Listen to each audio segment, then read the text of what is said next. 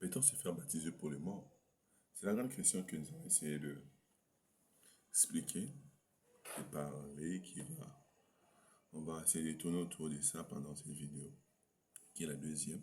Dans cette série, nous essayons de parler autour de certains sujets de la Bible. Il existe un passage un peu compliqué, un peu complexe de la Bible, 1 Corinthiens 15, 29, qui la Bible dit: autrement, que feront ceux qui reçoivent les baptêmes pour les morts, s'il n'est pas question que le mort s'y réveille? Pourquoi recevraient-ils les baptêmes pour eux? Ce passage semble un peu bizarre. Certains pourraient penser que l'apôtre Paul pose une doctrine sur les baptêmes pour les morts, comme si on devrait se faire baptiser pour les morts en vue de la résurrection du salut de leurs âmes. D'autres pourraient penser qu'il s'agissait d'une pratique à l'église de Corinthe, parce que vous savez bien, dans l'épître de Paul aux Corinthiens, l'apôtre Paul répond aux préoccupations de l'église de Corinthe. Ils ont posé des questions, des préoccupations, et dans ces lettres, il leur donne des réponses. Peut-être s'agissait-il d'un rituel que les chrétiens de Corinthe faisaient, ou peut-être que quelques habitants de Corinthe faisaient.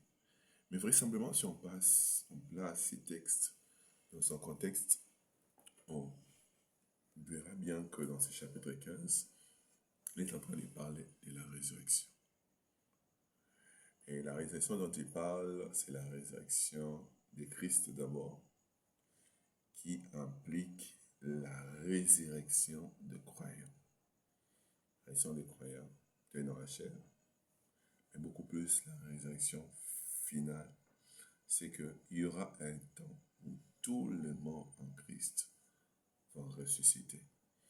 Et si les morts ne ressuscitent pas, ou si Christ ne ressuscite pas, s'il implique que les morts ne ressuscitent pas non plus. Si les morts ne ressuscitent pas, c'est que Christ ne ressuscite, n'est pas ressuscité des morts. Et si Christ n'est pas ressuscité des morts, donc nous sommes des prédicateurs des mensonges. Et si les morts ne ressuscitent pas, et pourquoi est-ce que nous avons cru, puisqu'il dira même un peu plus haut, verset 19, si c'est pour cette vie seulement que nous avons cru, nous sommes le plus malheureux. Nous avons cru parce que nous avons une espérance. Une espérance, c'est une vie nouvelle. C'est ça même l'un des piliers de notre foi.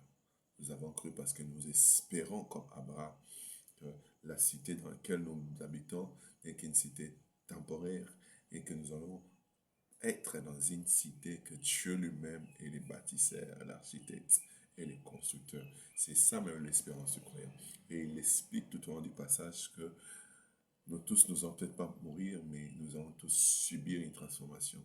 Et cette résurrection, c'est comme un passage obligatoire, comme la graine qui est sémée et qui, lorsque elle ressort, elle ressuscite. La graine meurt dans la terre et ressuscite avec un corps transformé, comme Christ aussi avec un corps transformé, et comme tous les croyants avec un corps transformé, les vivants ou les morts, même ceux qui ne seront pas morts, ils vont subir une forme de résurrection, puisque même le Seigneur va fouler aux pieds tous ses ennemis. Et le dernier ennemi, c'est la mort. Et la mort qui a servi de menace ou de poids sur les croyants du premier siècle. On les menaçait de mort, ou la mort qui sert aussi de menace pour nous, sera clouée. Et donc, nous ne devons pas avoir peur de la mort étant des chrétiens. Ne rien faire par peur de la mort, puisque Christ étant ressuscité est une résurrection pour nous.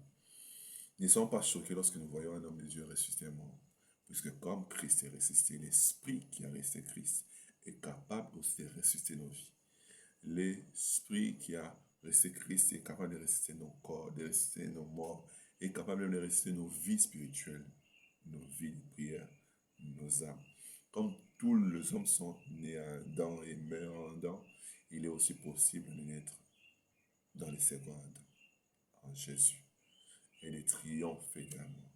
En fait, tous les croyants forment un corps. Et puisqu'ils sont en Dieu, ils ne meurent pas. ceux qui sont morts, c'est ceux qui sont éloignés de Dieu. Et ils peuvent encore revivre, revenir à la vie, s'attacher à Dieu. Et ceux qui sont en Dieu, Jésus dira, quiconque vit et croit en moi ne mourra pas. Quiconque croit en moi mourra même s'il vivra même s'il meurt. Même si ses corps meurent, il y aura un moment, ces corps sera changé. Mais nous sommes tous vivants. Ces corps sera ressuscité, transformé. Alors, ce passage ou ce message est une espérance pour nous. L'évangile que nous annonçons, il est dit au début du chapitre 15, c'est l'évangile qu'il a reçu, qu'il a enseigné à l'église de Corinthe, qui doit être enseigné. C'est que Christ a été arrêté, il a été mis à mort. Mais la mort n'a pas dominé sur lui.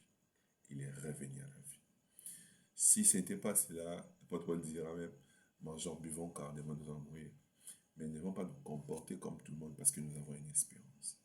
C'est que le Dieu qui a rendu Christ à la vie nous rendra aussi la vie. Le Dieu qui a resté Christ va ressusciter nos affaires, ressusciter notre âme, nos relations, nos mariages, nos églises, nos pays, notre nation, nos activités, nos familles, nos couples. Cette onction, cet esprit qui a resté Christ est aussi capable de nous ressusciter, de ressusciter tout ce qui est à nous et de les transformer avec de nouveaux corps et de visages. Ce passage ne nous conduit pas à faire un culte pour les morts, puisque les morts, ou se faire baptiser pour les morts, puisque les morts en Christ ne sont pas en réalité morts. Ils ont triomphé de la mort comme Christ. Leur vie, ils font partie du corps de Christ. Ils font partie de l'épouse de Christ.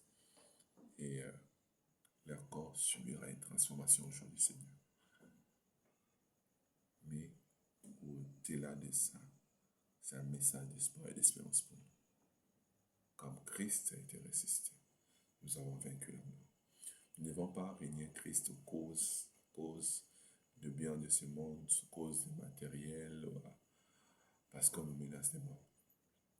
Que même si on menaçait des morts et qu'ils étaient prêts à nous enterrer, et on cette espérance que l'Esprit qui a resté Christ nous rende la vie. Et même s'il ne le fait pas maintenant, au jour du Seigneur, nous serons vivants.